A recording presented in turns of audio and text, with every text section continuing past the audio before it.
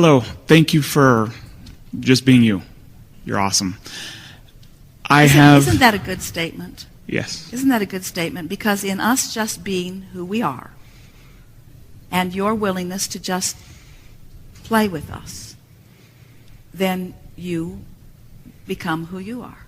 And that's what upliftment is. So Thanks. So you could not pay a higher compliment, could you? I don't think so. There are a lot of things in my relationship. I have an amazing relationship, but I have, as happens in every relationship, I've hurt my wife. I've said things and done things that I regret and wish I'd never done. And well, are you really saying to us that you would deprive yourself and her of all of that stuff that's now in the vortex? In other words, would you really want to take all of that back because you regret it, take it all back, and at the same time give back all of the expansion that came from it? No, definitely not. How can I experience the expansion? But what you could do, in other words, you don't want to regret it and take it back, but you could focus fully upon what you put in the vortex and then receive the full benefit of the contrasting experience. That's what your plan was when you came. You said, I'm not going into a feathered nest. I'm going as an imperfect person who will never be perfect, because perfect implies finished. I'm going to go forth and I'm going to mix it up and I'm going to expand like crazy and I'm going to revel in my expansion. You never said, I'm going to go forth and get it right first crack out of the box. You never said, I come from source and I am all-knowing, so I will go forth and be just like I am. You came for expansion. You came for more, you see. So the whole reason I'm here is because of that contrast. And I should embrace that contrast and just always let us just put it to you in simple terms. Do you like solutions? Yes. Do you like them enough to be willing to experience a problem? Yes. Then you're done. And if you are really, when you're really in alignment with the solution, you never regret the problem. But when you're not in alignment with the solution, you always regret the problem. Yes. Well, I need to get in alignment with the solution. You want to, you say. So, want to talk about something specific? This is a good conversation. Do you think it is your job to be so perfect that, and we're asking this of a lot of you because it's been the theme of the conversations today, do you think that you should be so perfect that you should single-handedly uplift every person on the planet? No. Is it your responsibility to uplift them? No. Do you like to uplift them? Yes. Does it feel better to uplift them than not to? Yes. Do you understand that when you uplift them, that's the manifestation that comes on the heels of your alignment? And when you don't uplift them, that's the manifestation that comes on the heels of your misalignment? So are they the issue, or is your alignment the issue? My alignment is the issue. Always. So you have to take everybody else out of the equation. You said, I want to talk about relationships. And we say, we do too. But there's only one relationship that we really want to talk about. And that's the relationship between you and your vortex, you and who you really are. And when you put that in the top position, every other relationship falls into place. Every one of them. Because you cannot possibly do anything other than uplift another person if you are in alignment with who you really are. But it's not your job. In other words, we don't want you to feel responsibility to uplift them. We want you to feel responsibility to feeling good, to aligning with who you really are, and then everything else follows. It's backwards from what most people think, because most people in a relationship would say, hey, you hurt my feelings, and you need to do something different. You need to perform in a way that when I observe you, I feel good. And that's what this is what the subject of deliberate creation has been grappling with for a very long time. People think that they need to manipulate in some way, somehow, a situation so that then they can have a better feeling response. So you go to a marriage counselor and he gives you a list of things that you should do, and he tells you which of your behaviors are hurtful and which of your behaviors are helpful, and you try to memorize the list and you try to bang it into place and you try to be the perfect person, only to discover you can't get perfect enough. Because you stand on your head enough to please a person in one way, and before you know it, they need you to stand on your head to please them in another way, because now they become dependent on your behavior to feel good. You've created a monster, and more than that, you've created someone who cannot ever be happy because you can't possibly do enough work to keep them happy, because it's not your work to do. It's their work to do. So what you do is take responsibility for the way you feel, and you get into your vortex and feel good because you want to, because it feels good to you to feel good. And then you just begin watching the manifestational evidence of it. And you teach through the clarity of your example. Alignment, you say. So if I'm in a negative situation, I need to realize it's not them, that's me. And I need to treat it like a mirror and say, okay, I'm in a bad place, that's why I'm emotionally not good right now? Well, what we would say is this is a reflection of how I'm feeling, not a reflection that I'm a bad person, and not a reflection that I'm not ever going to figure this out, but it's a reflection of how I feel right now. Notice it.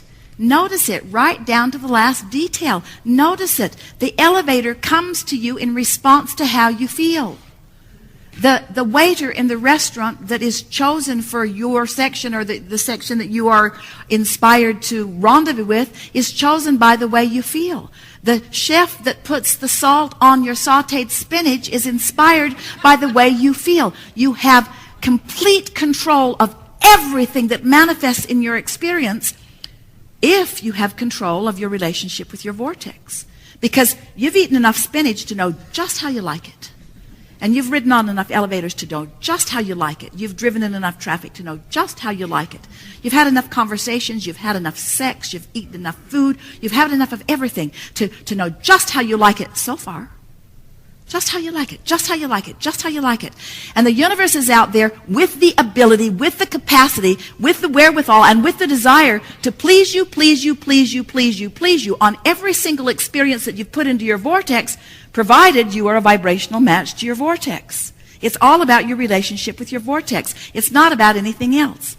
It's about your vibrational relationship with everything that you've put there, which is indicated by the way you feel. So let's walk through this in a practical way. So give us, if you want to, an example of something that's gone wrong in a relationship, and we'll just show you what we would do if we were standing in your physical shoes. From a place of when my wife and I were in a fight, I had said something very hurtful.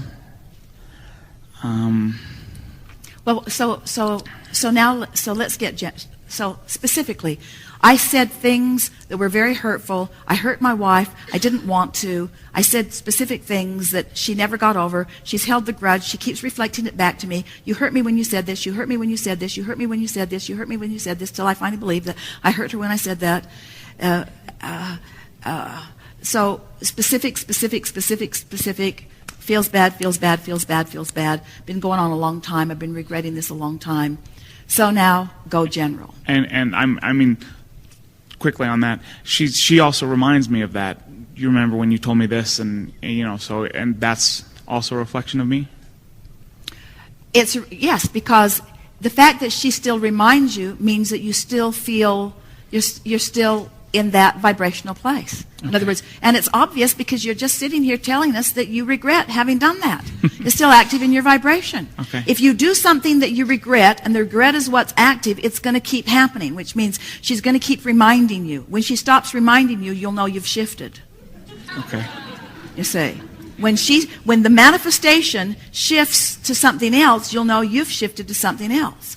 So let's start that process. So now you get more general. And to get more general, you're just trying to make yourself feel better, and feeling general will make you feel better. So you might say something like, we all say things that we could have said differently or not said. That's still negative. I said something that I shouldn't have said, But everybody sort of does it, and it's not the end of the world. It's not the end of the world. And I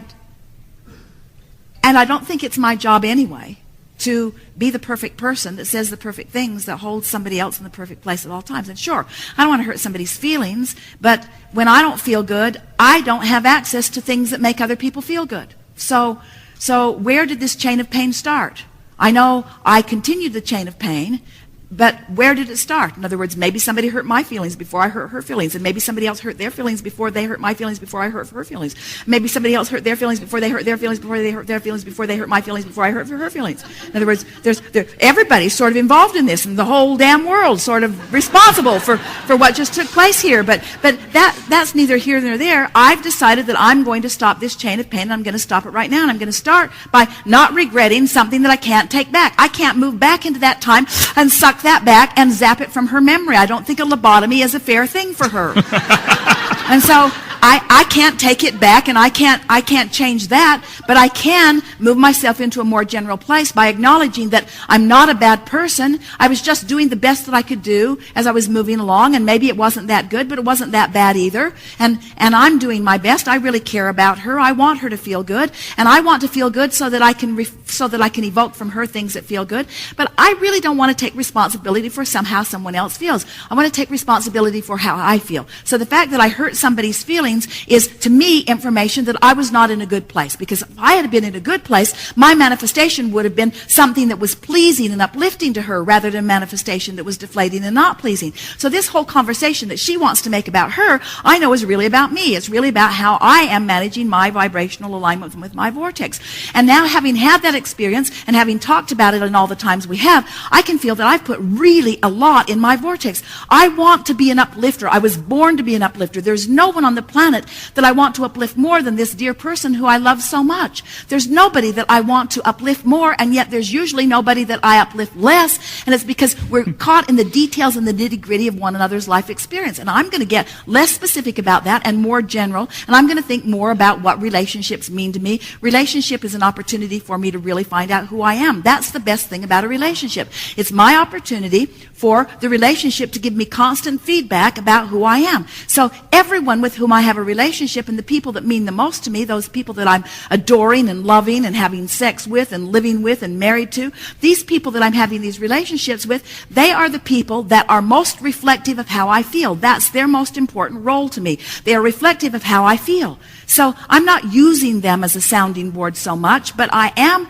cognizant of the fact that they are reflecting back to me how I feel, how I feel, how I feel. So I'm going to stop the chain of pain by no longer considering how they feel about how I feel, how I'm making them feel, and I'm going to start considering only how I feel in relationship to my vortex. And I'm going to keep a keen ear to the ground to see how the manifestations that I'm evoking from them are reflective of my shift in vibration, of my shift in my understanding of who I am.